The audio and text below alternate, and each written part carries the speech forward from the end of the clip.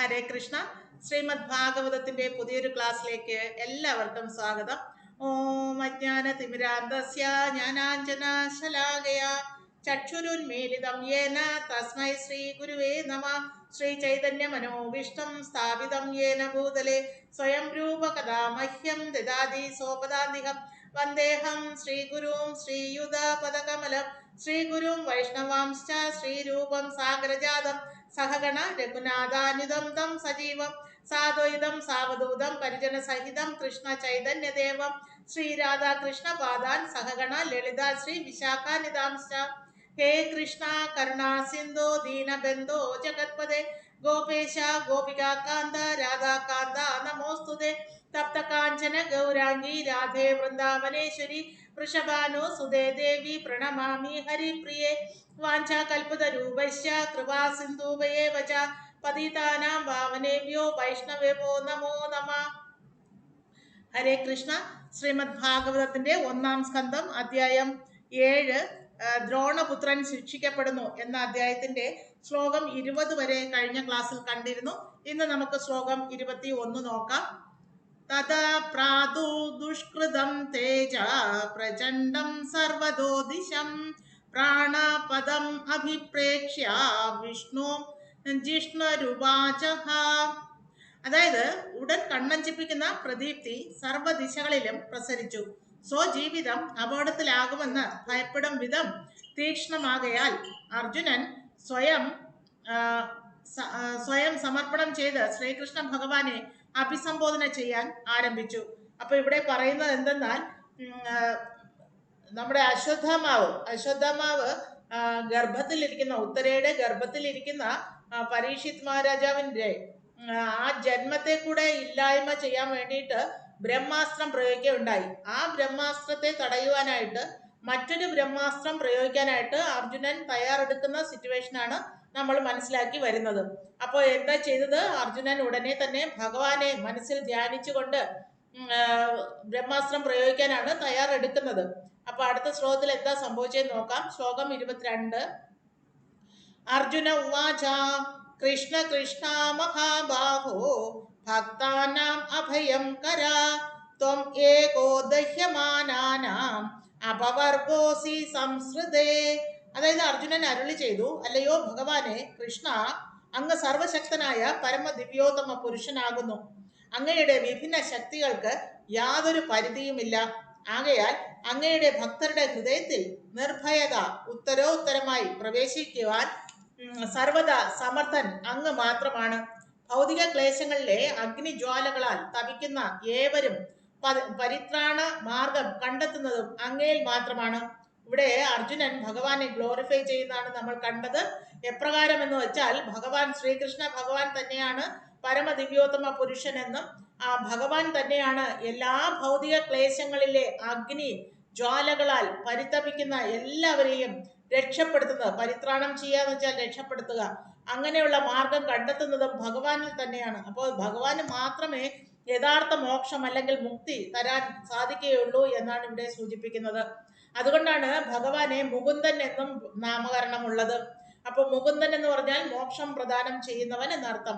യഥാർത്ഥത്തിൽ ഭഗവാന് മോക്ഷം ഈ ഭൗതിക ലോകത്ത് നിന്ന് എന്നേക്കുമായിട്ട് ബദ്ധജീവാത്മാക്കളായ നമ്മളെ മോക്ഷമാർഗത്തിലേക്ക് പെർമനന്റ് ഹാപ്പിനെസ് ആയ വൈകുണ്ഠ ലോകപ്രാപ്തി നേടുവാൻ ഭഗവാനെ കൊണ്ട് മാത്രമേ സാധിക്കുകയുള്ളൂ.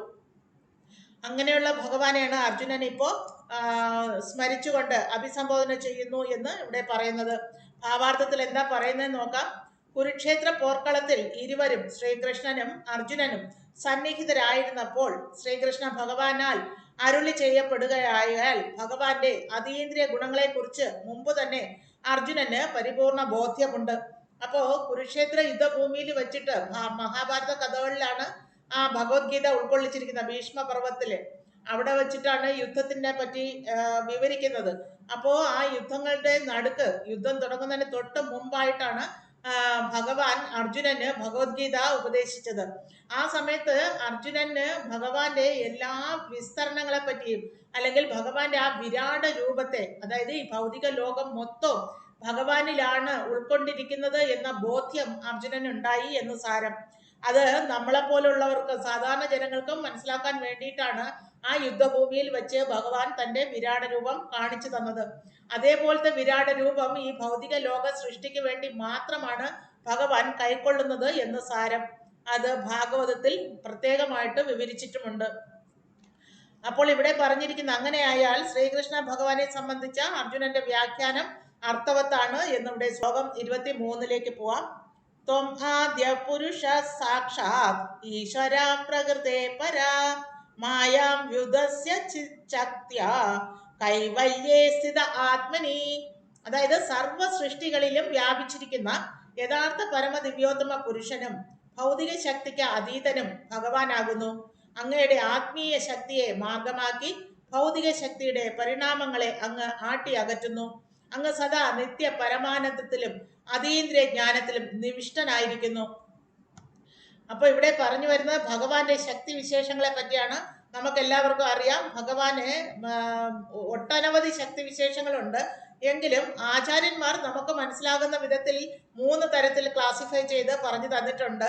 അതിൽ ബഹിരംഗ ശക്തി, അന്തരംഗ ശക്തി, തടസ്ഥ ശക്തി എന്നിങ്ങനെയുള്ള ക്ലാസിഫിക്കേഷനാണ് പറഞ്ഞു തന്നിരിക്കുന്നത്. അപ്പോൾ അന്തരംഗ ശക്തി എന്ന് പറയുന്നതാണ് സാക്ഷാൽ ഭഗവാന്റെ സത്ത് ചിത്ത് ആനന്ദ, അതായത് സച്ചിദാനന്ദ വിഗ്രഹ എന്ന് പറയുന്നത് ഭഗവാന്റെ അന്തരംഗ ശക്തിയാണ്. ഭഗവാന്റെ തന്നെ ബഹിരംഗ ശക്തിയാണ് ഈ ഭൗതിക പ്രപഞ്ചത്തെ സൃഷ്ടിക്കുന്നതും നിലനിർത്തുന്നതും സംഹരിക്കുന്നതും. പിന്നെ ഭഗവാന്റെ തടസ്ഥ ശക്തികൾ, അതായത് തടസ്ഥ ശക്തി എന്ന് പറയുന്നത് മാർജിനൽ എനർജി എന്ന് പറയുന്നത് അന്തരംഗ ശക്തിക്കും ബഹിരംഗ ശക്തിക്കും ഇടയ്ക്കുള്ള ശക്തി വിശേഷം.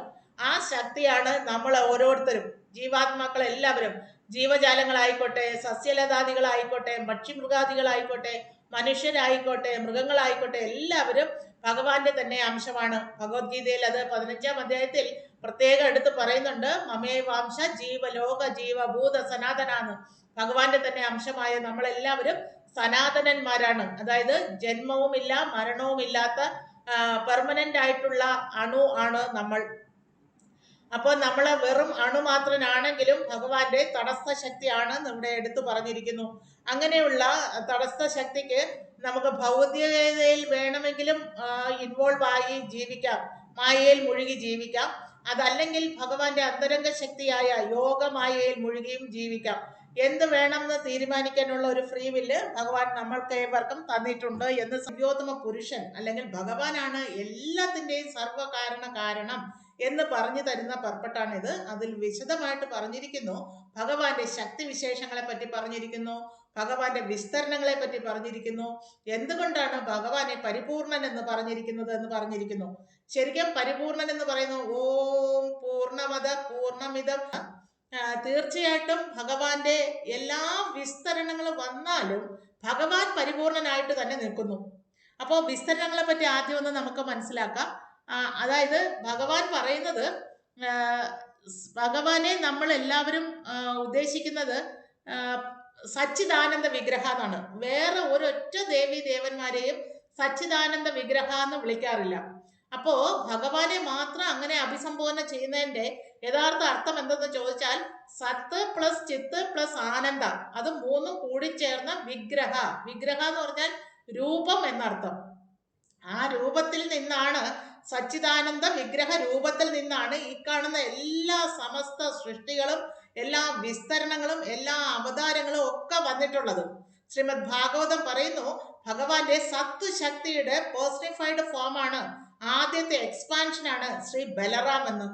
ആ ബലറാമിൽ നിന്നാണ് ആദ്യത്തെ ചതുർവ്യൂഹ സംഘർഷണ പ്രദ്യുമ്ന അനിരുദ്ധ വസുദേവ അങ്ങനെയുള്ള ഫസ്റ്റ് ചതുർവ്യൂഹ വിസ്തരണം വരുന്നത്. ആ വിസ്തരണത്തിന്റെ സംഘർഷണനിൽ നിന്നാണ് നാരായണ ഫോം വിസ്തരിക്കുന്നതും, അതും വിസ്തരണമാണ്. ആ നാരായണ ഫോമിൽ നിന്ന് വീണ്ടും സെക്കൻഡ് ചതുർവ്യൂഹ സംഘർഷണ പ്രദ്യുമ്ന അനിരുദ്ധ വസുദേവ അങ്ങനെ വിസ്തരിക്കുന്നു. ആ സെക്കൻഡ് ചതുർവ്യൂഹയിലുള്ള മഹാസംഘർഷണനിൽ നിന്ന്, അതായത് രണ്ടാമത്തെ ചതുർവ്യൂഹയിലുള്ള സംഘർഷണനെ മഹാസംഘർഷണൻ എന്ന് അറിയപ്പെടും. ആ മഹാസംഘർഷണനിൽ നിന്നാണ് ആദ്യത്തെ 3 പുരുഷ അവതാരങ്ങൾ വരുന്നത്. അതായത് 3 വിഷ്ണു. ആ 3 വിഷ്ണുവാണ് ആദ്യത്തെ 3 പുരുഷ അവതാരങ്ങൾ എന്നറിയപ്പെടുന്നത്. ഈ 3 വിഷ്ണുവിൽ ഏറ്റവും പ്രധാനി കാരണോദകശായി വിഷ്ണുവാണ്. അദ്ദേഹത്തെ മഹാവിഷ്ണു എന്നും പറയാറുണ്ട്. അപ്പോൾ കാരണോദകശായ വിഷ്ണുവാണ് സർവ സൃഷ്ടികളും നടത്തുന്നത്. അതായത് അദ്ദേഹത്തിന്റെ ഓരോ രോമകൂപങ്ങളിൽ നിന്നും അസംഖ്യം ബ്രഹ്മാണ്ടങ്ങൾ പുറത്തു വരുന്നു.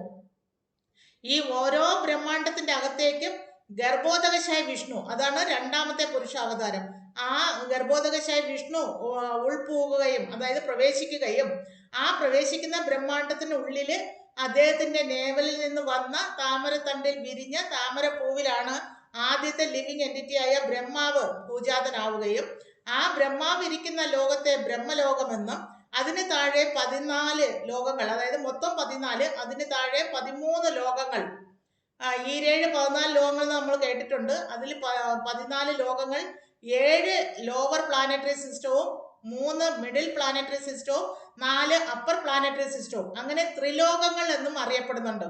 ഈരേഴ് 14 ലോകങ്ങളെ ത്രിലോകങ്ങൾ എന്നും അറിയപ്പെടുന്നുണ്ട്. ഈ ത്രിലോകങ്ങൾ ഉൾപ്പെടെ എല്ലാം ഗർഭോദകശായ വിഷ്ണുവിന്റെ നേവലയിൽ നിന്ന് വരുന്ന താമരത്തണ്ടിലാണ് കണക്ട് ചെയ്തിട്ടേക്കുന്നത്. അപ്പോ ആ ബ്രഹ്മാവിരിക്കുന്ന ബ്രഹ്മലോകം, അതിന് തൊട്ട് താഴെ ജനലോകം, അതിന് താഴെ തപലോകം, അതിന് താഴെ മഹർലോകം, ഈ 4 ലോകങ്ങളെ ഹയർ പ്ലാനറ്ററി സിസ്റ്റം എന്ന് പറയുന്നു. അതിന് താഴെ വരുന്ന സ്വർഗലോകം, പിന്നെ ഭുവർലോകം, പിന്നെ ഭൂലോകം, ഇത് മൂന്നിനെയും മിഡിൽ പ്ലാനറ്ററി സിസ്റ്റം എന്ന് പറയും. അതിന് താഴെ വരുന്ന 7 അതല, വിതല, സുതല, രസാതല, മഹാതല, തലാതല, പാതാള, ഇങ്ങനെ 7 എണ്ണം ലോവർ പ്ലാനറ്ററി സിസ്റ്റം എന്നും അറിയപ്പെടും. അപ്പൊ ഈ 14 ലോകങ്ങളും ഓരോ ബ്രഹ്മാണ്ടത്തിന്റെ അകത്തും ഉണ്ടാകുന്നത് ഗർഭോദകശായ വിഷ്ണുവിന്റെ കൃപയാലാണ്. അപ്പോൾ സൃഷ്ടിക്കുന്നതും സംഹരിക്കുന്നതും നിലനിർത്തുന്നതും ഭഗവാൻ വിഷ്ണുവിലാണ്. അല്ലെങ്കിൽ കാരണോദകശായ വിഷ്ണു, ഗർഭോദകശായ വിഷ്ണു, ക്ഷീരോദകശായ വിഷ്ണു, ഇവര് മൂന്നുപേരിലും കൂടെയാണ് അത് നിർവഹിക്കപ്പെടുന്നതെന്നാണ് ഭാഗവത്തിൽ വ്യക്തമാക്കിയിരിക്കുന്നത്. ഇനി മൂന്നാമത്തെ വിഷ്ണുവിന്റെ ധർമ്മം എന്താണെന്ന് ചോദിച്ചാല്, അദ്ദേഹമാണ് വിരാട രൂപത്തിൽ ഈ ബ്രഹ്മാണ്ടത്തെ ആവരണം ചെയ്തിരിക്കുന്നത്. ക്ഷീരോദകശായ വിഷ്ണു ഓരോ ബ്രഹ്മാണ്ടത്തെയും വിരാട രൂപത്തിൽ ആവരണം ചെയ്തിരിക്കുന്നു. അതേ ക്ഷീരോദകശായ വിഷ്ണു തന്നെ എല്ലാ ജീവജാലങ്ങളുടെയും കൂടെ പരമാത്മ സ്വരൂപനായിട്ടും ഇരിക്കുന്നു. അപ്പോ അദ്ദേഹം അണുമാത്രനായിട്ട്, പരമാത്മ രൂപത്തിൽ അണുമാത്രനായിട്ടും അതേപോലെ വിരാട രൂപത്തിൽ വിഭുമാത്രനായിട്ടും ഇരിക്കുന്നു. അപ്പൊ അണുമാത്രനാകുന്നതും ക്ഷീരോദകശായ വിഷ്ണു തന്നെ, വിഭുവായി ഇരിക്കുന്നതും ക്ഷീരോദകശായ വിഷ്ണു തന്നെയാണ്. ഈ വിഷ്ണുവാണ് ശരിക്കും എത്രയോ വിസ്തരണങ്ങൾ കഴിഞ്ഞു വന്ന സെക്കൻഡ് ചതുർവ്യൂഹയിലുള്ള വിസ്തരണത്തിൽ നിന്നും ആവിർഭവിച്ചത്, അവതരിച്ചത്. അപ്പോ ഏറ്റവും ടോപ്പിൽ നിൽക്കുന്ന ശ്രീകൃഷ്ണ ഭഗവാൻ എത്രത്തോളം പരിപൂർണനാണ് എന്ന് വ്യക്തമാക്കാനാണ് ഇത്രയും വിസ്തരണങ്ങളുടെ കാര്യങ്ങൾ പ്രതിപാദിക്കുന്നത്. അപ്പൊ ഇത്രയും വിസ്തരണങ്ങൾ വന്നാലും ആ പൂർണ്ണനായിട്ടുള്ള ഭഗവാൻ പൂർണ്ണനായിട്ട് തന്നെ നിലനിൽക്കുന്നു എന്ന ശ്ലോകമാണ് ഇപ്പൊ ഗോപകുമാർ പ്രഭു ഇപ്പൊ ചൊല്ലിയത്. ശരിക്കും ആ ശ്ലോകത്തിന്റെ അർത്ഥവും ഇത് തന്നെയാണ്. ഒരു ദീപത്തിൽ നിന്ന് കൊളുത്തുന്ന അനേക ദീപങ്ങൾ ഒരേ പ്രഭവത്തോടുകൂടി ജ്വലിക്കുന്നത് പോലെ ഭഗവാനിൽ നിന്ന് വരുന്ന എല്ലാ വിസ്തരണങ്ങളും ഒരേ ശക്തിയോടുകൂടി അല്ലെങ്കിൽ ഒരേ പ്രഭാവത്തോടുകൂടി നിലനിൽക്കുന്നു. എന്നിരുന്നാലും ആദ്യം കത്തിച്ച ആ ദീപത്തിന് ഒരു കുറവും വരാത്തതുപോലെ സച്ചിദാനന്ദ സ്വരൂപനായ ഭഗവാനും പരിപൂർണനായി തന്നെ ഒരു കുറവുമില്ലാതെ അങ്ങനെ നിലനിൽക്കുന്നു എന്നാണ് ഇവിടെ പ്രതിപാദിച്ചിരിക്കുന്നത്. Thank you. ഹരിബോൽ, ഹരേ കൃഷ്ണ. അടുത്ത ശ്ലോകത്തിലേക്ക് പോവാം. ശ്ലോകം 24. ഇതെല്ലാം അർജുനൻ ഭഗവാനെ സ്മരിക്കുന്നത് അല്ലെങ്കിൽ ഗ്ലോറിഫൈ ചെയ്യുന്നതാണ് നമ്മൾ ഈ ശ്ലോകങ്ങളിലൂടെ കണ്ടുവരുന്നത്. ബ്രഹ്മാസ്ത്രം പ്രയോഗിക്കുന്നതിന് മുമ്പ് അർജുനൻ ഭഗവാനെ സ്മരിക്കുന്നതാണ് ഇതെല്ലാം. ശ്ലോകം 24 നോക്കാം. സായേവ ജീവലോകസ്യ മായാമോഹിത ചേതസ വിദൽസേ സ്വന വീര്യേണ ശ്രേയോ ധർമാദിലക്ഷണം. അതായത് ഭൗതിക ശക്തിയുടെ പ്രവർത്തന രംഗത്തിന് അതീതനായിരുന്നിട്ടും ബദ്ധാത്മാക്കളുടെ പരമനന്മയ്ക്കായി ധർമ്മങ്ങളുടെ സവിശേഷ ലക്ഷണങ്ങളെ ആസ്പദമാക്കി വിവരിക്കുന്ന 4 മോക്ഷ തത്വങ്ങളെ അങ്ങ് പ്രയോഗത്തിൽ വരുത്തി. അപ്പോൾ അടുത്ത ഈ ശ്ലോകത്തിൽ പറയുന്നത് മോക്ഷ തത്വങ്ങളെ പറ്റി പറയുന്നു. അപ്പൊ എന്താണ് മോക്ഷം? ശരിക്കും പറഞ്ഞാൽ മോക്ഷം അഥവാ മുക്തി എന്ന് പറഞ്ഞാൽ ഈ ഭൗതിക ലോകത്ത് നിന്ന് എന്നേക്കുമായി വിടുതൽ നേടുക എന്നാണ് മോക്ഷം അല്ലെങ്കിൽ മുക്തി എന്നതുകൊണ്ട് ഉദ്ദേശിക്കുന്നത്. പക്ഷെ അത് ആർക്കാണ് സാധ്യമാവുക എന്ന് ചോദിച്ചാൽ, സാക്ഷാൽ സച്ചിദാനന്ദ വിഗ്രഹനായിട്ടുള്ള ഭഗവാനെ ആരാണോ വർഷിപ്പ് ചെയ്യുന്നത് അവർക്ക് മാത്രമേ എന്നേക്കുമായിട്ട് ഈ ഭൗതിക ബന്ധങ്ങളിൽ നിന്നും മോക്ഷം നേടാൻ സാധിക്കൂ. അല്ലാതെ കർമ്മികൾക്കോ ജ്ഞാനികൾക്കോ യോഗികൾക്കോ, അത് ഭേദവിധി പ്രകാരം ജീവിക്കുന്ന ആൾക്കാരാണ്.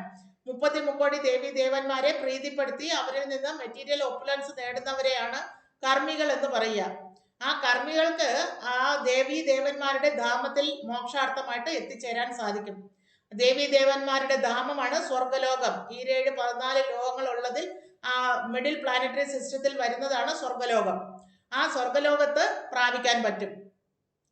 അങ്ങനെ കർമ്മികൾ മോക്ഷാർത്ഥമായിട്ട് സ്വർഗലോകം പോകിയാലും ക്ഷീണേ പുണ്യേ മർത്യലോകം വിശന്തി എന്ന് ഭഗവത്ഗീതയിൽ പറയുന്നു. അതായത് പുണ്യങ്ങളെല്ലാം ക്ഷയിച്ചു കഴിയുമ്പോൾ വീണ്ടും മർത്യലോകത്ത് വന്ന് ജന്മം എടുക്കേണ്ടി വരും. അങ്ങനെ ജനിച്ചും മരിച്ചും ജനിച്ചും മരിച്ചും ഈ ഭൗതിക ലോകത്ത് തന്നെ കർമ്മികൾ നിലനിൽക്കും. അവർക്കൊരിക്കലും ഇവിടുന്ന് എന്നേക്കുമായിട്ടുള്ളൊരു മോക്ഷം ലഭ്യമല്ല. അതുപോലെ തന്നെ ജ്ഞാനികള് ഭഗവാൻ അരൂപിയാണെന്നും ഭഗവാൻ സർവം വ്യാപിയാണെന്നും മനസ്സിലാക്കുകയും അങ്ങനെ അവർ ബ്രഹ്മവാദികളാവുകയും ചെയ്യുന്നു. അങ്ങനെയുള്ള ബ്രഹ്മവാദികൾക്ക് ഈശ്വരനെ ലയിച്ചു ചേരാനാണ് ആഗ്രഹം. അതുകൊണ്ട് തന്നെ അവർക്ക് ഭഗവാന്റെ ശരീരകാന്തിയിൽ ലയിക്കാനുള്ള മോക്ഷം ലഭിക്കുന്നു. അതിനെയാണ് സായൂജ്യ മുക്തി അഥവാ കൈവല്യ മോക്ഷം എന്ന് പറയുന്നത്. അത് യഥാർത്ഥത്തിൽ ഭഗവാനെ തന്നെ ആശ്രയിക്കുന്നതുകൊണ്ട് ഭഗവാന് ജ്ഞാനികളും പ്രിയപ്പെട്ടവരാണ് എന്ന് ഭഗവത്ഗീതയിൽ പറയുന്നുണ്ട്. അതായത് കർമ്മികളെക്കാൾ ശ്രേഷ്ഠരാണ് ജ്ഞാനികൾ എന്ന് പറയുന്നുണ്ട്. അപ്പോൾ ഈ ജ്ഞാനകാന്ഡോ കഴിഞ്ഞിട്ട് വരുന്ന ഉപാസന കാണ്ഡയിലാണ് യോഗികളുടെ പൊസിഷൻ, അതായത് യോഗികൾ എത്തിച്ചേരുന്നത്. ആ യോഗികൾ അഷ്ടാംഗ യോഗ പ്രാക്ടീസ് ചെയ്ത് സമാധി പൊസിഷനിൽ എത്തുമ്പോഴാണ് പരമാത്മ റിയലൈസേഷൻ കിട്ടുന്നത്. അതായത് എന്നിലുമുണ്ട് ഈശ്വരൻ നിന്നിലുമുണ്ട് ഈശ്വരൻ എന്നുള്ളൊരു തിങ്കിങ്ങിൽ എത്തുന്നു, അല്ലെങ്കിൽ അങ്ങനെ ഒരു ഈശ്വരീയ ചിന്ത അവരിൽ ഉണ്ടാകുന്നു. യോഗികളുടെ ആ ഈശ്വരീയ ചിന്തയാണ് പരമാത്മ റിയലൈസേഷൻ ആയിട്ട് പറയുന്നത്.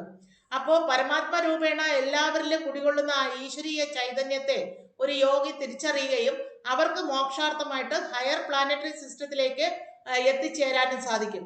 അതായത് ജനലോകം, മഹർലോകം, തപലോകം, സത്യലോകം അങ്ങനെയുള്ള ലോകത്ത് എത്തിപ്പെടാൻ പറ്റും.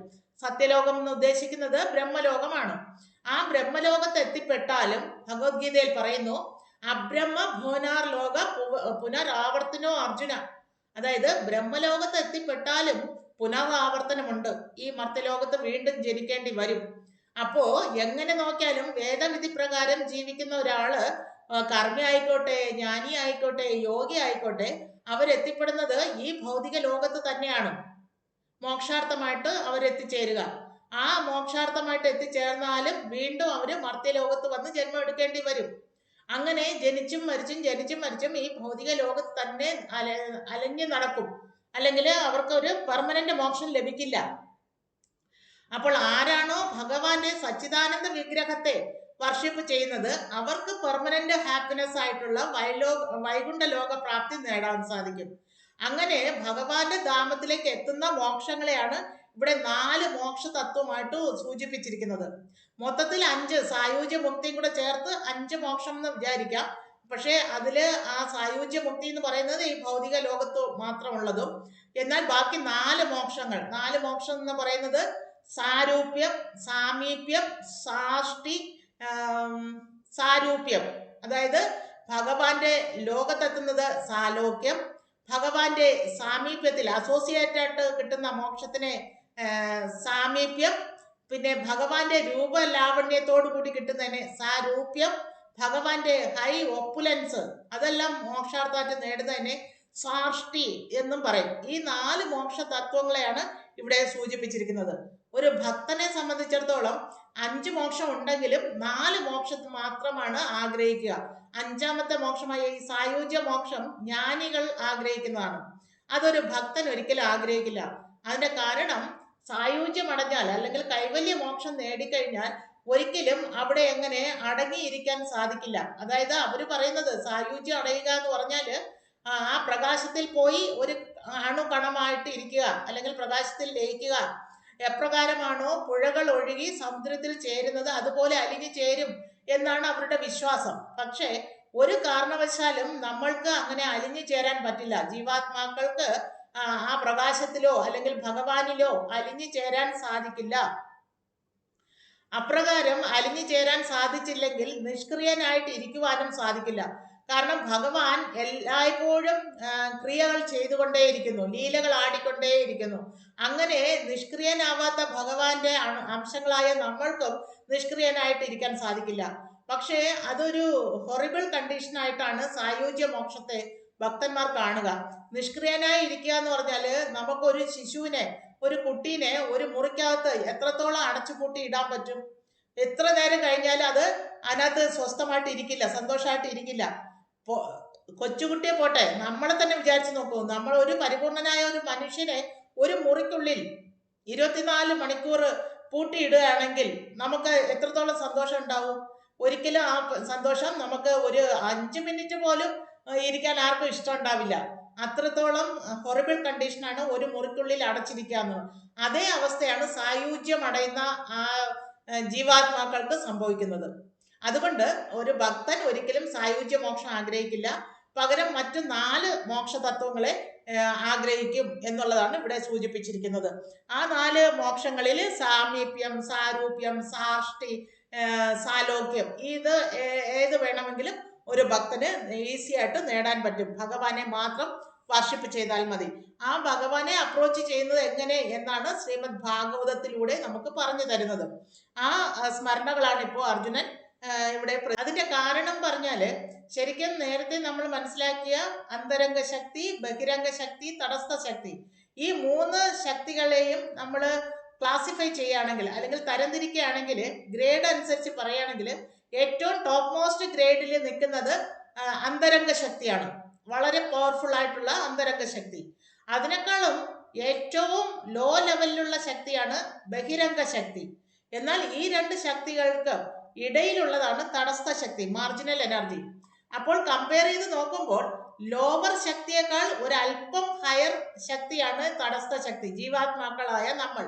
അതുകൊണ്ടാണ് നമ്മൾ ഭൗതിക പ്രപഞ്ചത്തെ ആസ്വദിക്കാൻ ആഗ്രഹിക്കുന്നത് അല്ലെങ്കിൽ ശ്രമിക്കുന്നത്. ഈ ഭൗതിക ലോകം കംപ്ലീറ്റ് മായയാണ്, ഇലൂഷനാണ്. ഈ മായയായിരിക്കുന്ന ഭൗതിക പ്രപഞ്ചത്തിൽ നമ്മൾ കൂടുതൽ കൂടുതൽ ആനന്ദം കണ്ടെത്താൻ ശ്രമിച്ചുകൊണ്ടേയിരിക്കുന്നു. ശ്രമിക്കും തോറും നമ്മൾക്ക് ചിലപ്പോൾ ഒരല്പം ആനന്ദം ലഭിച്ചേക്കാം, പക്ഷെ അത് അടുത്ത നിമിഷം അത് ദുഃഖത്തിന് കാരണമാകുന്നു. ഒരിക്കലും നമുക്കൊരു പെർമനന്റ് ഹാപ്പിനെസ് ഈ ഭൗതിക ലോകത്തിൽ ലഭ്യമേ അല്ല. കാരണം ഭാഗവതം പറയുന്നു, ഈ ഭൗതിക പ്രപഞ്ചം എന്ന് പറയുന്നത് ദുഃഖാലയം, അശാശ്വതം. ആചാര്യന്മാര് പറയുന്നത് ഇതൊരു ജയില് പോലെയാണെന്നാണ്. എപ്പോഴാണോ കുറ്റവാളികളെ ജയിലിനുള്ളിൽ അടയ്ക്കുന്നത്, അപ്പോൾ ആ കുറ്റവാളികൾക്ക് എത്രത്തോളം സന്തോഷം ഉണ്ടാവും? ആ ജയിലറയ്ക്ക് ഉള്ളിൽ കിട്ടുന്ന ഒരു ലിമിറ്റഡ് ആയിട്ടുള്ള ആനന്ദം, അത് മാത്രമേ അവർക്ക് ആസ്വദിക്കാൻ സാധിക്കൂ. ഈ ജയിലിൽ നിന്ന് എപ്പോഴാണോ അവർ മോചിതരായി പുറം ലോകത്ത് എത്തുന്നത്, അപ്പോൾ മാത്രമാണ് യഥാർത്ഥ ആനന്ദം അവർക്ക് അനുഭവിക്കാൻ സാധിക്കുക. അതുപോലെ ഈ ഭൗതിക ലോകത്ത് വന്നു പെട്ടിരിക്കുന്ന നമ്മൾ എപ്പോഴാണോ ഈ ഭൗതിക ലോകത്തിന് വെളിയിൽ വരുന്നത്, അപ്പോൾ മാത്രമേ നമുക്ക് യഥാർത്ഥ ആനന്ദം എന്താണെന്ന് തിരിച്ചറിയാൻ സാധിക്കൂ. അല്ലാത്തിടത്തോളം കാലം നമ്മൾ ജയിലിൽ ആനന്ദം കണ്ടെത്തുന്നത് പോലെ ഈ ഭൗതിക പ്രപഞ്ചത്തിനുള്ളിൽ ആനന്ദം കണ്ടെത്താൻ ശ്രമിച്ചുകൊണ്ടേയിരിക്കുന്നു. അത് വെറും നിഷ്പ്രയോജനമാണ് എന്ന് സാരം. അപ്പോൾ ഈ ഭൗതിക പ്രപഞ്ചത്തെ നമ്മൾ ആസ്വദിക്കാൻ ശ്രമിക്കും തോറും നമ്മൾ ഭൗതിക പ്രപഞ്ചത്തിലേക്ക് ആഴ്ന്നാഴ്ന്നു പോവുകയും ചെയ്യും.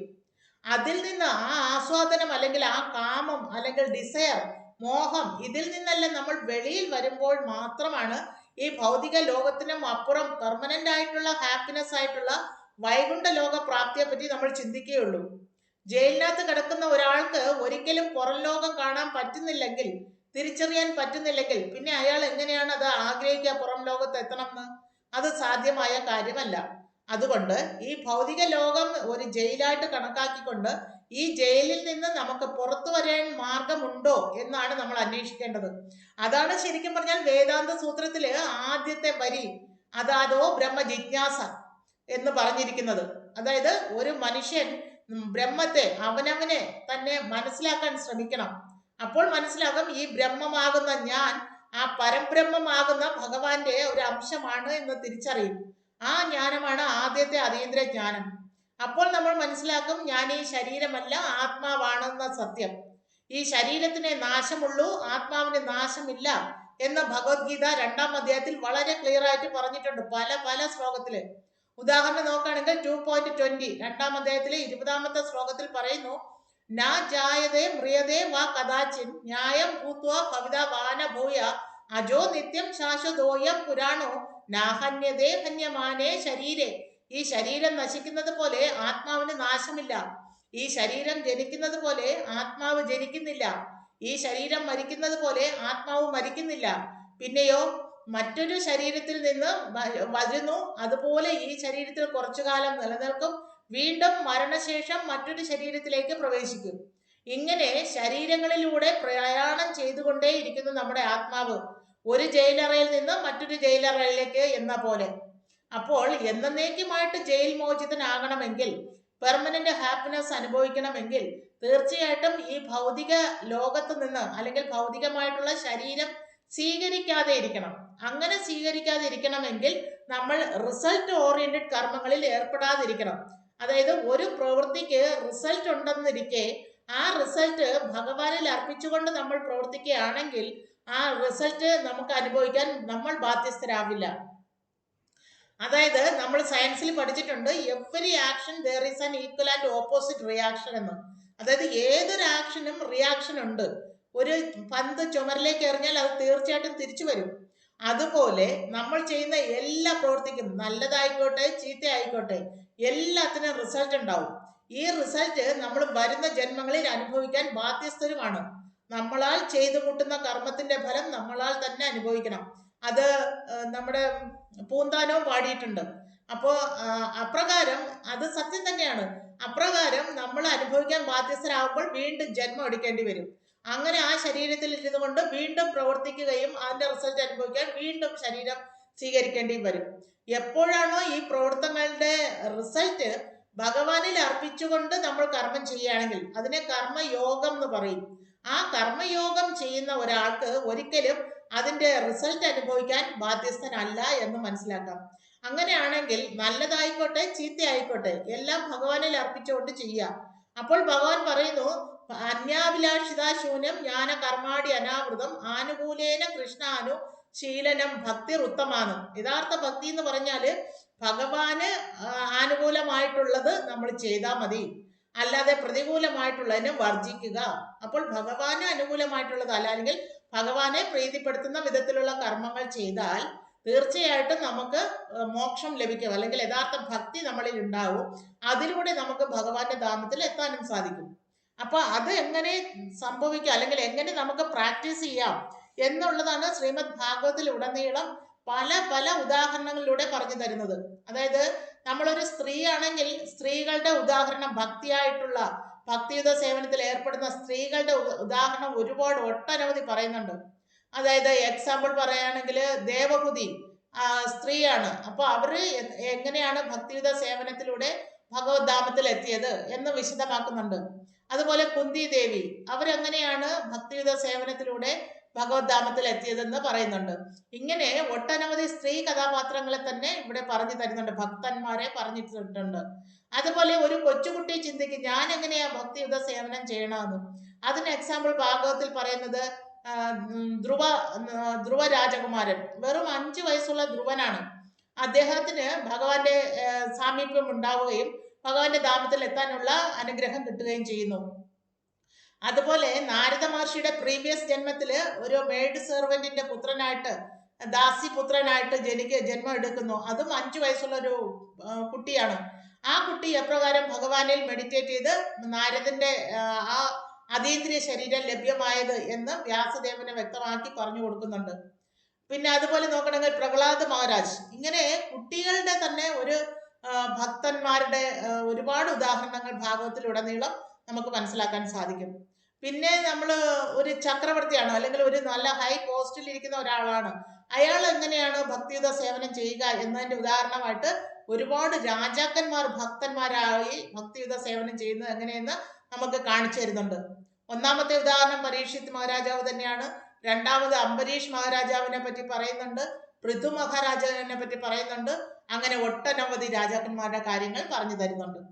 പിന്നെ എങ്ങനെയാണ് യുവാക്കളായ ആൾക്കാർക്ക് ഭക്തിയുത സേവനത്തിൽ ഏർപ്പെട്ടുകൊണ്ട് ഭഗവത്ധാമം പോകാൻ പറ്റും എന്നുള്ളതിന്റെ ഉദാഹരണമായിട്ട് 10 പ്രചേതാക്കളുണ്ട്.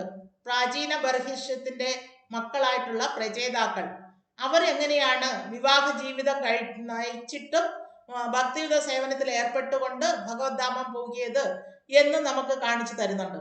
ഇങ്ങനെ ഓരോരോ ഭക്തന്മാരുടെ ജീവചരിത്രം മൊത്തവും നമ്മുടെ മുന്നിൽ ഭാഗവത്തിലൂടെ പറഞ്ഞു തരുന്നത് ഏതൊരു മനുഷ്യനും ഭക്തിയുത സേവനം നിഷ്പ്രയാസം ചെയ്തുകൊണ്ട് നമുക്ക് മോക്ഷാർത്ഥമായിട്ട് ഭഗവദ്ധാമത്തിൽ എത്താൻ സാധിക്കും എന്നതിന്റെ ഉത്തമ ഉദാഹരണമായിട്ടാണ് പ്രതിപാദിച്ചിരിക്കുന്നത്.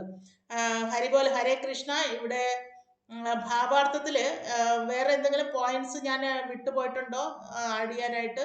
അപ്പൊ ഭഗവാന്റെ അഹൈതുകമായ കാരുണ്യമാണ് ഇവിടെ സൂചിപ്പിച്ചിരിക്കുന്നത്. അങ്ങനെ ഭഗവാനെ ആര് സേവ ചെയ്താലും അവർക്കെല്ലാം മോക്ഷം പ്രദാനം ലഭിക്കും എന്നുള്ളതാണ് പറയുന്നത്. ഹരിബോൽ ഹരേ കൃഷ്ണ. എന്തെങ്കിലും വിട്ടുപോയിട്ടുണ്ടെങ്കിൽ ലാസ്റ്റ് ഒരു 10 മിനിറ്റ് ഞാൻ ടൈം തരാം, അന്നേരം നമുക്ക് ഡിസ്കസ് ചെയ്യാം. ഇപ്പൊ ഞാൻ അടുത്ത ശ്ലോകത്തിലേക്ക് പോവാണ്. ശ്ലോകം 25.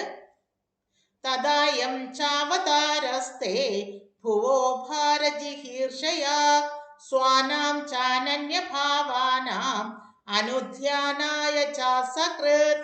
അതായത് അപ്രകാരം ലോകഭാരം ന്യൂനീകരിക്കാനും അങ്ങയുടെ മിത്രങ്ങളുടെയും സവിശേഷമായി അങ്ങയുടെ വിശിഷ്ട ഭക്തരുടെയും നന്മയ്ക്കായും അങ്ങയിൽ തന്നെ ധ്യാന നിമഗ്നരായവരുടെ നന്മയ്ക്കായും ഭഗവാൻ അവതരിച്ചു. അപ്പോൾ ദേവകീപുത്രനായി ഭഗവാൻ എന്തിനാണ് അവതരിച്ചതെന്ന് നൈമശരണ്യയിലെ ശൗനകാദികൾ സൂതഗോസ്വാമിയോട് ചോദിക്കുന്നുണ്ട്. അതിന്റെ ഉത്തരമായിട്ട് ഇവിടെ എടുത്തു പറഞ്ഞിരിക്കുന്നു. സാധാരണ ജനങ്ങളെ പരിത്രാണായ സാധൂന വിനാശായ ദുഷ്കൃത, അതായത് സാധുക്കളെ പരിത്രാണം ചെയ്യാനും ദുഷ്കൃതികളെ ഇല്ലാതെയാക്കുവാനും വേണ്ടിയിട്ടാണ് ഭഗവാൻ യുഗങ്ങൾ തോറും ഈ ഭൂമിയിൽ അവതരിക്കുന്നത്. അതുകൊണ്ട് തന്നെയാണ് ദേവകീ പുത്രനായിട്ടും ഭഗവാൻ വന്ന് അവതരിച്ചത്. സാധാരണ സാധുക്കളായ ഭക്തന്മാരെ സംരക്ഷിക്കുവാനും ദുഷ്കൃതികളെ അകറ്റുവാനും വേണ്ടിയിട്ട് മാത്രമാണ് ഭഗവാൻ ഇങ്ങനെ യുഗങ്ങളോളം അവതരിക്കുന്നതെന്ന് പറയുന്നു. പിന്നെ ദേവകി മാതയുടെ പുത്രനായി വരാനുണ്ടായ കാരണം എന്താണെന്ന് ചോദിച്ചാൽ, ശരിക്കും പറഞ്ഞാൽ ഈ ദേവകി വസുദേവരും അവരുടെ മൂന്നാമത്തെ ജന്മങ്ങൾക്ക് മുമ്പ്, അതായത് 3 ജന്മങ്ങൾക്ക് മുൻപേ അവരുടെ പേര് പൃഷ്ണി എന്നും സുതാപ എന്നും ആയിരുന്നു. അവർ രണ്ടുപേരും വിവാഹം കഴിഞ്ഞതിന്റെ അന്നേ ദിവസം തന്നെ വനത്തിനുള്ളിലേക്ക് കൊടും തപസ്സിനായി പുറപ്പെട്ടു. അങ്ങനെ കൊടും തപസ്സിനൊടുവിൽ ഭഗവാൻ പ്രത്യക്ഷനായിട്ട് ചോദിച്ചു, എന്ത് വരമാണ് നിങ്ങൾക്ക് വേണ്ടതെന്ന് ചോദിക്കും. അപ്പോൾ അവർ രണ്ടുപേരും കൂടെ പറയുകയാണ്, ഭഗവാനെ പോലൊരു പുത്രനെ ലഭിക്കണം, അതിനു വേണ്ടിയിട്ടാണ് നമ്മൾ ഈ കൊടും തപസ്സിൽ ഏർപ്പെട്ടത് എന്ന് അവർ പറയുന്നുണ്ട്. അങ്ങനെ അവർ 3 പ്രാവശ്യം ഭഗവാനോട് ആവശ്യപ്പെട്ടു. അപ്പോൾ ഭഗവാൻ പറയാണ്, എനിക്ക് തുല്യനായോ എനിക്ക് പകരമായോ മറ്റാരും തന്നെ ഇല്ല. അതുകൊണ്ട് ഞാൻ തന്നെ നിങ്ങളുടെ പുത്രനായി വന്നു ഭവിക്കും. അത് നിങ്ങൾ 3 പ്രാവശ്യം ആവശ്യപ്പെട്ടത് കൊണ്ട് 3 പ്രാവശ്യം നിങ്ങളുടെ പുത്രനായി വന്നു ഭവിക്കും എന്നും ഭഗവാൻ പറയുന്നു. അങ്ങനെ ആ ജന്മത്തിൽ പൃശ്നി ഗർഭൻ എന്ന നാമധേയത്തിൽ ഭഗവാൻ വന്ന് അവതരിച്ചു. അത് കഴിഞ്ഞ് അവരുടെ അടുത്ത ജന്മം എന്ന് പറയുന്നത് കശ്യപ പ്രജാപതിയും അതിഥിയുമായിരുന്നു.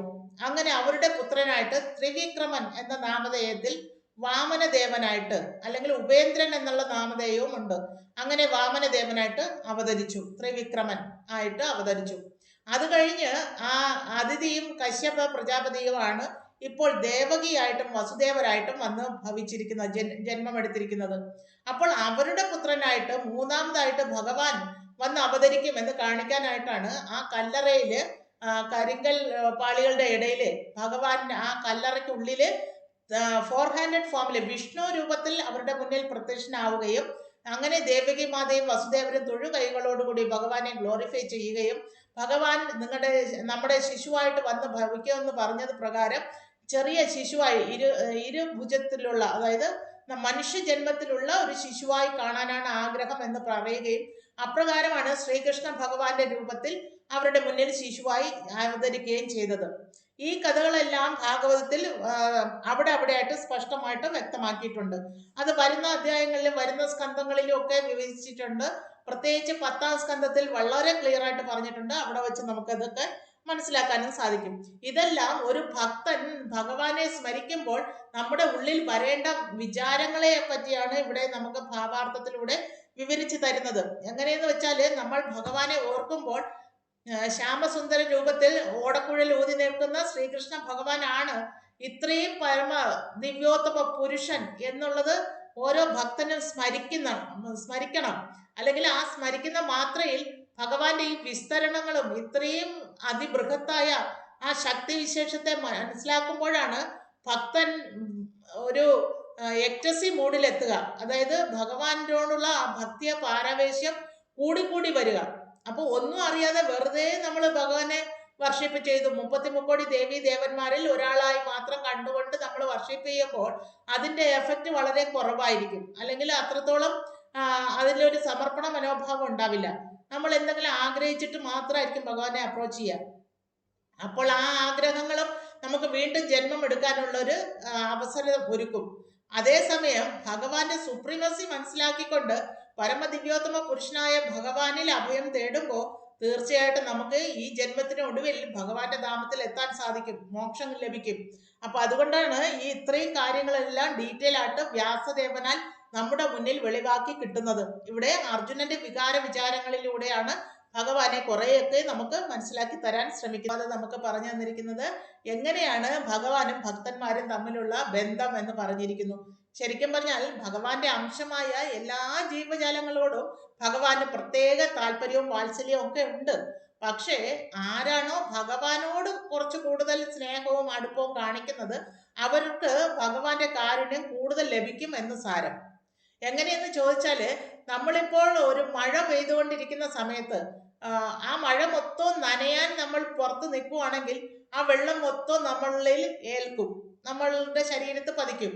അതേസമയം മഴ നനയാതിരിക്കാൻ നമ്മളൊരു കുട ചൂടുകയാണെങ്കിൽ ആ കുടയുടെ മീതെ മഴവെള്ളം വീണിട്ട് നമ്മുടെ ശരീരം നനയാതെ കുടയിലൂടെ പുറത്തേക്ക് പോകും. ഇതുപോലെയാണ് ഭഗവാന്റെ കാരുണ്യവും. നമ്മൾ എപ്രകാരമാണോ ഭഗവാന്റെ കാരുണ്യത്തിനായി പാത്രീഭവിക്കുന്നത് അല്ലെങ്കിൽ അതിനുവേണ്ടി ആഗ്രഹിക്കുന്നത്, അപ്പോൾ ആ മഴ നേരിട്ട് നമ്മൾ നനയുന്നത് പോലെ ഭഗവാന്റെ കാരുണ്യ വർഷത്തിൽ നമ്മൾ ലയിച്ചു നിൽക്കും. അതേസമയം ഭഗവാനോട് വിരോധം കാണിച്ചിട്ട് അല്ലെങ്കിൽ ഭഗവാനെ അപ്രോച്ച് ചെയ്യാതെ ഒരു കുടയുടെ മറവിലൂടെയാണ് നമ്മൾ ഭഗവാനെ ഫേസ് ചെയ്യുന്നതെങ്കിൽ, അല്ലെങ്കിൽ ആ സാഹചര്യത്തിലാണ് ഭഗവാനെ മറികടന്ന് പോകുന്നതെങ്കിൽ എങ്ങനെയാണ് ഭഗവാന്റെ കാരുണ്യം നമ്മളിലേക്ക് എത്തുക? അപ്പോ ഭഗവാന്റെ കാരുണ്യം എല്ലാവർക്കും ഈക്വലായിട്ട് ഉണ്ടെങ്കിലും അത് ആർക്കാണോ കൂടുതൽ കിട്ടുന്നത് അവരായിരിക്കും തീർച്ചയായിട്ടും ഭഗവാനോട് കൂടുതൽ അടുപ്പം കാണിക്കുന്നത്, അല്ലെങ്കിൽ സ്നേഹം കാണിക്കുന്നത്, അല്ലെങ്കിൽ വർഷിപ്പ് ചെയ്യുന്നത്. അങ്ങനെയുള്ളവർക്ക് ഭഗവാന്റെ കാരുണ്യം കൂടുതൽ ഏൽക്കാൻ ഇടയാകും എന്നാണ് ഇവിടെ പറയുന്നത്. അല്ലാതെ ഭഗവാൻ ആരോടും ഭേദം കാണിക്കില്ല. എല്ലാ ജീവജാലങ്ങളും ഭഗവാൻ ഒരുപോലെ തന്നെയാണ്. കംസനായിക്കോട്ടെ, രാവണനായിക്കോട്ടെ, ഹിരണ്യകശിപു ആയിക്കോട്ടെ, ഇവരെല്ലാവരും ഭഗവാന് പ്രിയപ്പെട്ടവരാണ്. അതുകൊണ്ട് തന്നെ അവർക്കാർക്കും ഭഗവാൻ നരകത്തിലേക്ക് പറഞ്ഞു വിടുകയോ അല്ലെങ്കിൽ വീണ്ടും വീണ്ടും ഭൗതിക ലോകത്ത് ജന്മമെടുക്കാനോ ഒന്നും ചാൻസ് കൊടുത്തിട്ടില്ല. അവർക്കെല്ലാം മോക്ഷം പ്രദാനം ചെയ്തു. പാലിൽ വിഷം പുരട്ടി കൊടുക്കാൻ നോക്കി വധിക്കാൻ നോക്കിയ ആ പൂതനയ്ക്ക് പോലും അമ്മയുടെ സ്ഥാനമാണ് കൽപ്പിച്ചു നൽകിയത്. അപ്പോൾ അത്രയും കരുണാമയനാണ് ഭഗവാൻ. ശത്രുക്കളോട് പോലും ഭഗവാന് വാത്സല്യവും കാരുണ്യവും മാത്രമേ ഉള്ളൂ. അപ്പോൾ ഒരു ഭക്തന്റെ കാര്യം പറയാനുണ്ടോ എന്നാണ് ആചാര്യന്മാർ ചോദിക്കുന്നത്. നമ്മൾ ഒരു തിരി നെയ്വിളക്കാണ് ഭഗവാന്റെ മുന്നിൽ സമർപ്പിക്കുന്നതെങ്കിൽ പോലും ആ ഭക്തനോട് പ്രത്യേക വാത്സല്യം ഭഗവാൻ ഉണ്ടാവും. അപ്പോൾ നിത്യവും ഭഗവാന്റെ സേവനത്തിൽ ഏർപ്പെടുന്ന ഭക്തന്മാരെ ഭഗവാൻ തീർച്ചയായിട്ടും ആ ഭക്തനെ ചേർത്ത് നിർത്തുക തന്നെ ചെയ്യും. അതാണ് ഭഗവാന്റെ വാത്സല്യം അല്ലെങ്കിൽ കാരുണ്യം എന്ന് പറയുന്നത്. അത് നമുക്ക് 12 ഭാവത്തിൽ ഭഗവാനെ അപ്രോച്ച് ചെയ്യാമെന്ന് ഭാഗവത്തില് 3-ാം അധ്യായത്തിൽ പറയുന്നുണ്ട്. 12 ഭാവം അവിടെ എടുത്തെടുത്ത് പറയുന്നുണ്ട്. ഭാവാർത്ഥത്തിൽ 1, 2, 3 എന്ന് നമ്പർ ഇട്ട് പറയുന്നുണ്ട്. നിങ്ങൾക്ക് വേണമെങ്കിൽ നോക്കാം.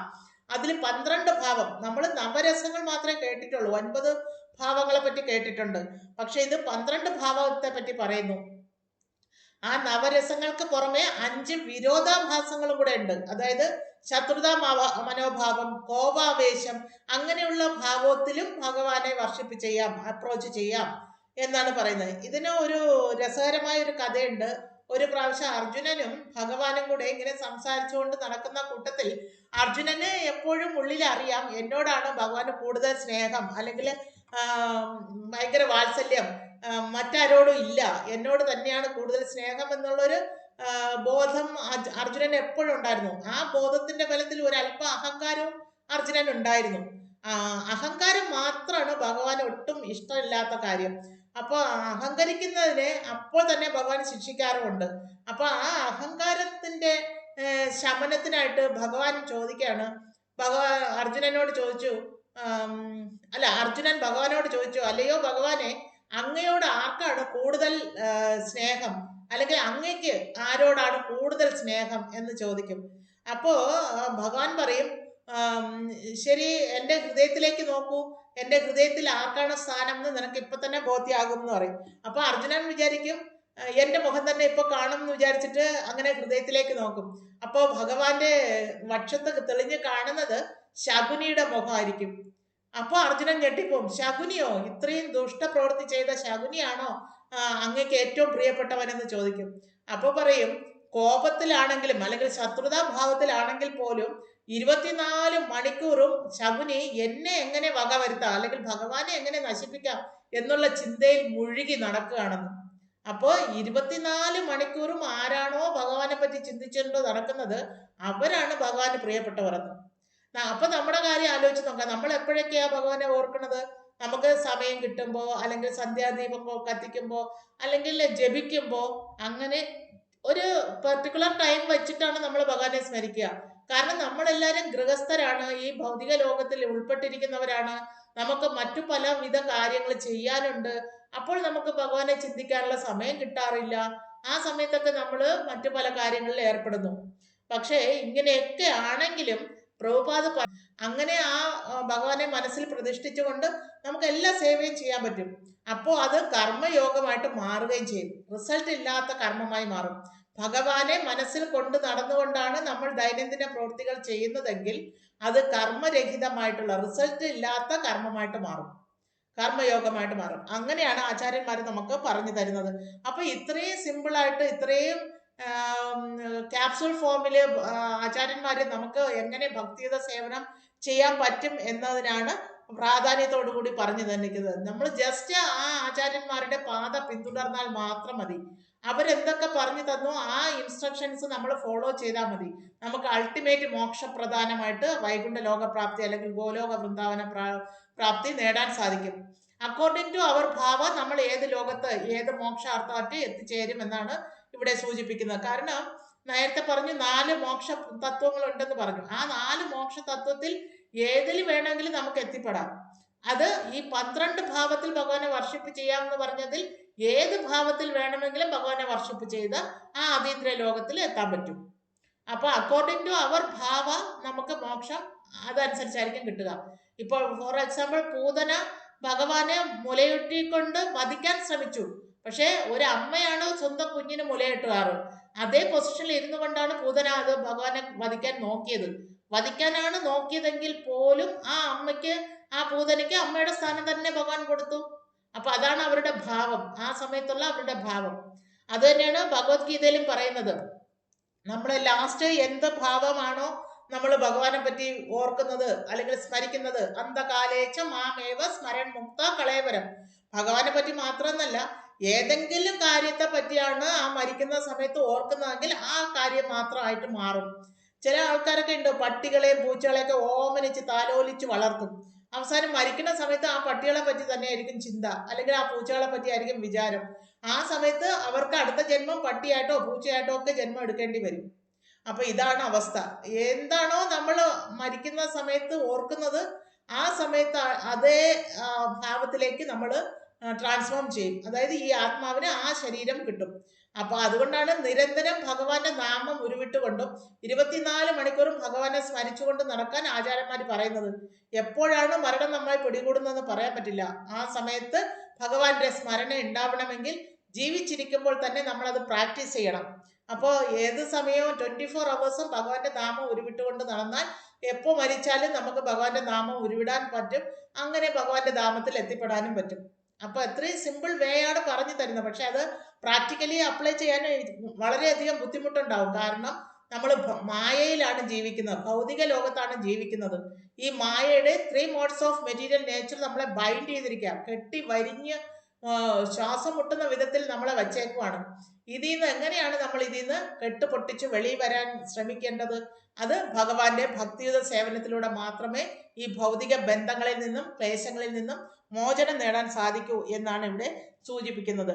ഹരിബോൽ, ഹരേ കൃഷ്ണ. നമുക്ക് 2 ശ്ലോകവും കൂടെ നോക്കാം, എന്നിട്ട് നിർത്താം. അപ്പോൾ അടുത്ത ശ്ലോകത്തിൽ പറയുന്നത് ശ്ലോകം 26 എന്താന്ന് നോക്കാം. കിമിതം സോൽ കുതോ വേദി ദേവദേവന വേദം അഹം സർവതോമുഖമായാതി തേജ പരമദാരുണം. അതായത് അല്ലയോ ദേവാദി ദേവ, എപ്രകാരമാണ് ഈ വിപത്കരമായ തേജസ് സർവ്വദിശകളിലും വ്യാപിക്കുന്നത്? എവിടെ നിന്നാണ് ഇത് നിസ്സരിക്കുന്നത്? എനിക്കിത് മനസ്സിലാവുന്നില്ല. അപ്പോൾ ഇവിടെ പറയുന്നത് ഈ ബ്രഹ്മാസ്ത്രം എന്ന് പറയുന്നത് മന്ത്രങ്ങളാൽ പൂരിതമാകുമ്പോൾ അല്ലെങ്കിൽ മന്ത്രധ്വനികളുടെ ശക്തിയാലാണ് ഓരോ അസ്ത്രങ്ങളും ഉണ്ടാവുന്നത്. അപ്പോൾ ഓരോ അസ്ത്ര പ്രയോഗത്തിനും ഓരോരോ മന്ത്രങ്ങളുണ്ട്. ആ മന്ത്രങ്ങൾ ഉരുവിടുമ്പോൾ എവിടെ നിന്നാണ് ആ തേജസ് ആ മന്ത്രങ്ങൾക്ക് കിട്ടുന്നത്? അതെനിക്ക് മനസ്സിലാകുന്നില്ല എന്ന് അർജുനൻ പറയുന്നു. അപ്പോൾ എല്ലാ തേജസ്സിന്റെയും ഉറവിടമായ സാക്ഷാൽ ഭഗവാൻ തന്നെയാണ് എല്ലാത്തിനും തേജോമയമായി മാറ്റുന്നത്. അപ്പോൾ എവിടെയാണോ ഭഗവാന്റെ സാന്നിധ്യം ഇല്ലാത്തത് അവിടെ അന്ധകാരമായി മാറും. അതാണ് നേരത്തെ നമ്മൾ കണ്ടത്. എപ്പോഴാണോ പ്രകാശം പരക്കുന്നത്, അന്ധകാരം ഒഴിവാകുന്നത്, അതേപോലെ ഭഗവാന്റെ സ്മരണയിൽ നമ്മുടെ ഉള്ളിൽ നിന്നെല്ലാം അന്ധകാരം മാറും. അപ്പോൾ ഇത്രയും തേജോമയമായിട്ടുള്ള ഭഗവാനെ സ്മരിച്ചുകൊണ്ട് അർജുനൻ ആ ബ്രഹ്മാസ്ത്രം പ്രയോഗിക്കാൻ തയ്യാറെടുക്കുന്ന സിറ്റുവേഷനാണ് നമ്മൾ ഇത് കണ്ടത്.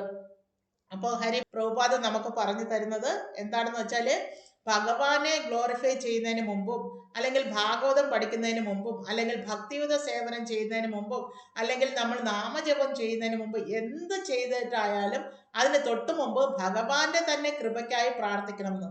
എങ്കിൽ മാത്രമേ നമ്മൾ ഏബിൾ ആവുള്ളൂ അത് കംപ്ലീറ്റ് ആക്കാൻ. ഭക്തിയുത സേവനത്തിൽ ഭഗവാൻ ഇപ്പോൾ ഓഫർ ചെയ്യുന്ന സമയത്താണെങ്കിലും നിവേദ്യം സമർപ്പിക്കുന്ന സമയത്താണെങ്കിലും മന്ത്രമുണ്ട്, ഭഗവാനെ ഗ്ലോറിഫൈ ചെയ്യുന്ന മന്ത്രമുണ്ട്. ഭഗവാനെ സ്മരിച്ചുകൊണ്ട് ഗുരുവിലൂടെ വേണം നമ്മൾ ആ നിവേദ്യം ഭഗവാന് സമർപ്പിക്കാൻ. അപ്രകാരം മാത്രമേ ഭഗവാൻ ഗോ ബ്രാഹ്മണ ഹിതായച്ച, അതായത് ഗോക്കളിലൂടെയും ബ്രാഹ്മണരുടെയും സ്നേഹിതനായ അല്ലെങ്കിൽ കൂടെ എപ്പോഴും നടക്കുന്ന സദാ നടക്കുന്ന ആ ഗോവിന്ദനായിട്ടുള്ള ഭഗവാന് സമർപ്പിക്കുമ്പോൾ ഭഗവാനെ ഓർക്കാനുള്ള മന്ത്രങ്ങൾ ഉരുവിട്ടതിന് ശേഷം മാത്രം അതിലേക്ക് പ്രവേശിക്കുക എന്ന് പറയുന്നു. ഇവിടെ അർജുനൻ ബ്രഹ്മാസ്ത്രം പ്രയോഗിക്കുന്നതിന് മുമ്പ് ഭഗവാന്റെ ഗ്ലോറിഫിക്കേഷനാണ് ഇത്രയും കഴിഞ്ഞ ശ്ലോകങ്ങളിലൂടെ നമ്മൾ കണ്ടത്. ഇപ്രകാരം സ്മരിച്ചുകൊണ്ട് വേണം നമ്മൾ ഒരു കർമ്മം ചെയ്യാൻ. എങ്കിൽ മാത്രമേ റിസൾട്ട് ഇല്ലാതെ, കർമ്മത്തിന്റെ റിസൾട്ട് അനുഭവിക്കാതെ അത് ഭഗവാനിൽ അർപ്പിക്കുവാൻ സാധിക്കുകയുള്ളൂ. അപ്പൊ എന്ത് പ്രവർത്തിച്ചാലും നമ്മൾ ഭഗവാന്റെ സ്മരണയോടുകൂടി ചെയ്യുക എന്ന് കാണിച്ചു തരാനാണ് അർജുനൻ ഇപ്പോൾ ബ്രഹ്മാസ്ത്രം പ്രയോഗിക്കുന്നതിന് മുമ്പ് ഭഗവാന്റെ സ്മരണ ഉണ്ടായത് എന്ന് ഇവിടെ പറയുന്നു. അടുത്ത ശ്ലോകം നോക്കാം. ശ്ലോകം 27. ശ്രീ ഭഗവാൻ ഉവാച വേഥേദം ദ്രോണപുത്രസ്യ ബ്രഹ്മാസ്ത്രം പ്രദർശിതം നൈവാ സൗവേദ സംഹാരം പ്രാണബാധ ഉപസ്ഥിതേ. അതായത് പരമദിവ്യോത്തമ പുരുഷൻ അരുളി ചെയ്തു, ദ്രോണപുത്രന്റെ പ്രവൃത്തിയാണിതെന്ന് നീ അറിയുക. അണുശക്തിയുടെ അല്ലെങ്കിൽ ബ്രഹ്മാസ്ത്രത്തിന്റെ മന്ത്രോച്ചാരണങ്ങൾ പ്രയോഗിച്ചു കഴിഞ്ഞിരിക്കുന്നു. ഈ കണ്ണഞ്ചിപ്പിക്കുന്ന ഉജ്ജ്വലമായ തേജസ്സിനെ നിഷ്പ്രഭമാക്കേണ്ടത് എങ്ങനെയാണെന്ന് അവൻ അറിയില്ല. ആസന്നമായ മൃത്യുവിനെ ഭയപ്പെടുകയാൽ നിസ്സഹായനായിട്ടാണ് അവൻ ഇപ്രകാരം പ്രവർത്തിച്ചത്.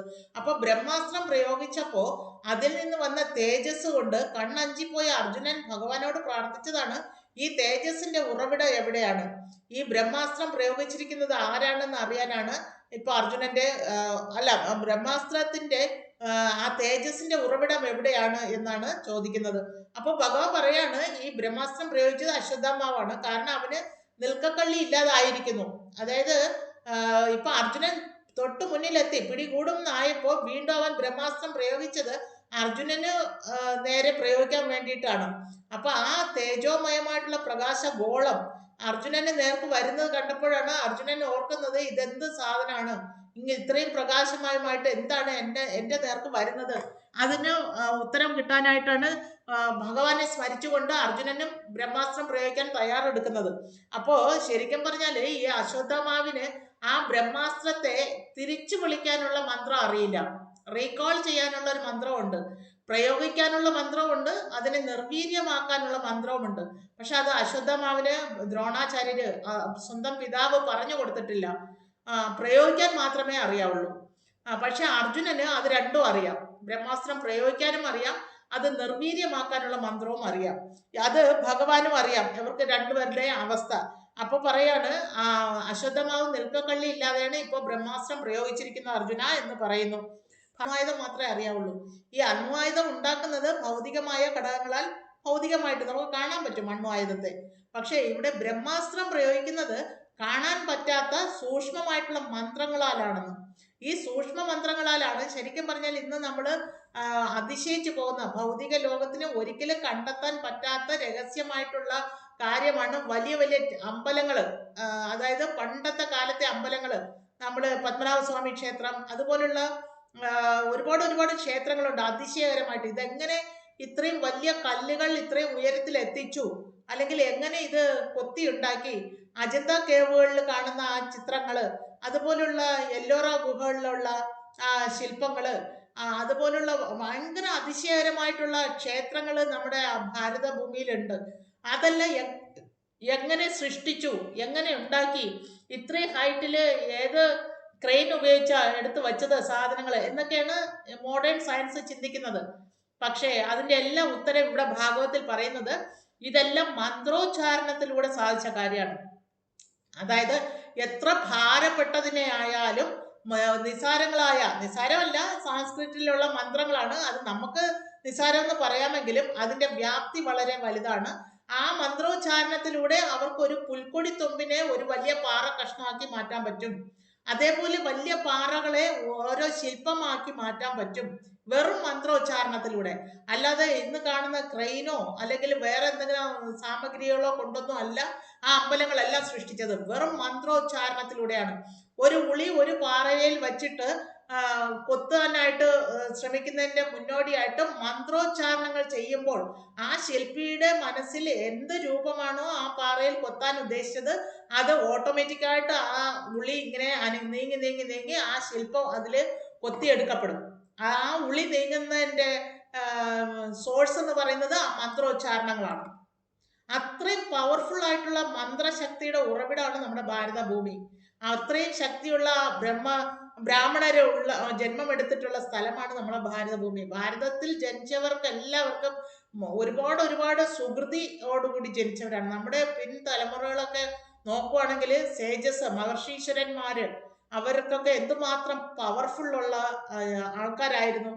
അതെല്ലാം പോയി ഇപ്പൊ കലിയുഗം വന്നപ്പോ ഒരു ബുദ്ധിയില്ലാത്ത മന്ദബുദ്ധികളും അല്പമേധസ്സുകളും ഭാഗ്യഹീനരും എന്നൊക്കെയാണ് ഇവിടെ പറയുന്നത്. കലിയുഗത്തിലെ ആൾക്കാരെ പറ്റി പറയുന്നത് അല്പായുഷ്ക്കള്. നമുക്ക് വെറും 100 വർഷത്തെ ആയുസേ ഉള്ളൂ. അന്നത്തെ മഹർഷീശ്വരന്മാരൊക്കെ 10,000 ലക്ഷം വർഷങ്ങളൊക്കെ ജീവിച്ചിരുന്ന ആൾക്കാരാണ്. അതുപോലെ തന്നെ അവരുടെ സൈസ് നോക്കുകയാണെങ്കിൽ ഇപ്പൊ പഞ്ചപാണ്ഡവരിൽ തന്നെ നമ്മള് ഇവിടെ പത്മനാഭസ്വാമി ക്ഷേത്രത്തിന്റെ ഫ്രണ്ടില് പഞ്ചപാണ്ഡവരെ ഇങ്ങനെ കെട്ടി നിർത്തുന്ന ഒരു ആഘോഷമുണ്ട്. 5-6 ഒരാഴ്ചത്തോളം ഇങ്ങനെ കെട്ടി നിർത്തും. അപ്പൊ അവരുടെ സൈസ് നമുക്ക് ഇമാജിൻ ചെയ്യാൻ പറ്റുന്നതിന് അപ്പുറമാണ്. അതായത് ഒരു 5 മനുഷ്യന്മാര് തോളോട് തോള് കയറി നിന്നാലുള്ള ഹൈറ്റ് ഉണ്ടാവും ഒരു ഭീമന്റെ ഹൈറ്റ് അല്ലെങ്കിൽ അർജുനന്റെ ഹൈറ്റ്. അതുപോലെ അതിനൊത്ത വണ്ണവും തടിയും ഉണ്ടാവും. അപ്പൊ അന്നത്തെ ആൾക്കാർക്കൊക്കെ സൈസിലും ആയുസ്സിലും ആരോഗ്യത്തിലും ബുദ്ധിശേഷിയിലും ഒക്കെ 10,000 മടങ്ങ് ആണ് കലിയുഗത്തിലെ ആൾക്കാരെ അപേക്ഷിച്ച്. അപ്പൊ നമ്മൾ തുലവും നിസ്സാരക്കാരാണ്, വെറും നിസ്സാരക്കാരായിട്ട് ഉള്ള മനുഷ്യരായിട്ടാണ് ഈ ഭൂമിയിൽ കലിയുഗത്തിൽ ജനിച്ചിരിക്കുന്നത്. അപ്പൊ ഈ കലിയുഗത്തിൽ ജനിച്ച് നമ്മുടെ നിസ്സാരമായ ബുദ്ധി ഉപയോഗിച്ചിട്ടാണ് നമ്മൾ ആലോചിക്കുന്നത് ഈ അമ്പലമൊക്കെ എങ്ങനെ ഉണ്ടാക്കിയത്, ഇത് ഏത് ക്രെയിൻ ഉപയോഗിച്ചോ ഈ പാറകളെ ഇങ്ങനെ ഉയർത്തി വെച്ചു എന്നൊക്കെയാണ് നമ്മുടെ അല്പബുദ്ധി വെച്ചിട്ട് ചിന്തിക്കുന്നത്. എന്നാൽ അന്ന് ശാസ്ത്രങ്ങൾ പറയുന്നത്, അതായത് സൂക്ഷ്മ ശാസ്ത്രം എന്ന് പറഞ്ഞാല് ആത്മീയമായിട്ടുള്ള മന്ത്രോച്ചാരണത്തിലൂടെ, അപ്പൊ ആത്മാവിന് ചെയ്യാൻ പറ്റുന്ന കാര്യങ്ങളാണ് അന്ന് അവർ ചെയ്തിരുന്നത്, ശരീരം കൊണ്ട് ചെയ്യുന്ന കാര്യങ്ങളല്ല. പക്ഷെ ഇന്ന് നമ്മൾ ഭൗതികമായിട്ട് വെറും ശരീരം കൊണ്ട് മാത്രമാണ് ചിന്തിക്കുന്നത്, പ്രവർത്തിക്കുന്നത്, പഠിക്കുന്നത് എല്ലാം. ആത്മീയമായിട്ടുള്ള ശക്തിയെ നമ്മൾ കലിയുഗത്തിൽ ആരും ഉപയോഗിക്കുന്നേ ഇല്ല. അതിന്റെ പവർഫുൾ ആണ് നമ്മൾ ഈ കാണുന്ന അന്നത്തെ ശേഷിപ്പുകൾ, ഇന്ന് കാണുന്ന അത്ഭുതങ്ങളെല്ലാം. അപ്പൊ അതിന് ഉത്തരം കിട്ടാനായിട്ട് അവര് സയൻസ് പരമായിട്ട് മോഡേൺ സയൻസില് തപ്പിക്കൊണ്ട് നടക്കുക. എത്ര തപ്പിയാലും അവർക്ക് അതിന്റെ ഉത്തരം കിട്ടാനേ പോകുന്നില്ല. അപ്പൊ സമസ്യയായിട്ട് തന്നെ തുടരും. ഫോർ എക്സാമ്പിൾ ഒരു ബിഗ് ബാങ് തിയറി എന്ന് പറഞ്ഞിട്ട് അവര് എന്തൊക്കെയോ കോപ്രായങ്ങൾ കാട്ടിക്കൂട്ടി. എന്നിട്ട് എന്തായി അതിന്റെ റിസൾട്ട്? വല്ലതും കണ്ടുപിടിക്കാൻ പറ്റിയോ? എങ്ങനെ ഈ ഭൗതിക പ്രപഞ്ചം സൃഷ്ടിച്ചു എന്നാണ് കണ്ടുപിടിച്ച് പോകുന്നത്. എങ്ങനെ ഈ ഭൗതിക പ്രപഞ്ചം സൃഷ്ടിച്ചു എന്ന് ഇവിടെ കാരണോദകശായി വിഷ്ണുവിന്റെ ശരീരത്തിൽ നിന്ന് അസംഖ്യം ബ്രഹ്മാണ്ടങ്ങൾ വരുന്നു എന്ന് 100 സ്ഥലത്ത് പ്രതിപാദിച്ചിട്ടുണ്ട്. അതൊന്നും വായിച്ച് മനസ്സിലാക്കാനോ പഠിച്ച് മനസ്സിലാക്കാനുള്ള ബുദ്ധി ഈ കലിയുഗത്തിലെ ആൾക്കാർക്ക് ഇല്ലാതെ പോയി, അല്ലെങ്കിൽ അതിനുള്ള ക്ഷമയില്ല. നമ്മുടെ ശാസ്ത്രീയ ഗ്രന്ഥങ്ങളെ അപ്രോച്ച് ചെയ്യാനുള്ള പൂർണ്ണത്തോടു കൂടി ഭഗവാന്റെ ശാസ്ത്രം മനസ്സിലാക്കണം എന്ന് ആഗ്രഹിച്ചാൽ, ഭഗവാന്റെ ഭക്തിയുത സേവനത്തിൽ ഏർപ്പെട്ടാൽ തീർച്ചയായിട്ടും ഭഗവാൻ സ്വയമേവ സ്ഫുരത്തിയത, സ്വയം അത് വെളിവാക്കി കൊടുക്കും എന്നാണ് പറയുന്നത്. അങ്ങനെ തന്നെയാണ് നമുക്കും ഇതൊക്കെ ശാസ്ത്രങ്ങൾ വെളിവാക്കി കിട്ടുന്നത്. നമ്മുടെ ആചാര്യന്മാരിലൂടെ ശ്രീല പ്രഭുപാദിന്റെ കൃപ കൊണ്ട് ഈ ഭാവാർത്ഥത്തിൽ ഇത്രയും വിശദമായിട്ട് പ്രതിപാദിച്ച് തരുന്നത് നമ്മളെപ്പോലുള്ളവർക്ക് മനസ്സിലാക്കാൻ വേണ്ടിയിട്ടാണ്. അപ്പോൾ ആരാണോ ആത്മാർത്ഥതയോടുകൂടി ആത്മസമർപ്പണത്തോടുകൂടി ഭഗവാനെ മനസ്സിലാക്കാൻ ശ്രമിക്കുന്നത് അവർക്ക് വളരെ ഈസി ആയിട്ട് പ്രഭുപാദിന്റെ പുറപ്പെട്ടിലൂടെ മനസ്സിലാക്കാൻ സാധിക്കും. അപ്പോൾ അതാണ് ഇവിടെ പറഞ്ഞിരിക്കുന്നത്. ബാക്കി അടുത്ത ശ്ലോകം നമുക്ക് അടുത്ത ആഴ്ച നോക്കാം. അതുവരേക്കും നന്ദി, നമസ്കാരം. ഇനി അൺമ്യൂട്ട് ചെയ്തിട്ട് എന്തെങ്കിലും ഡൗട്ട് ഉണ്ടെങ്കിൽ ചോദിക്കൂ. ഹരി ബോൽ, ഹരേ കൃഷ്ണ. Thank U.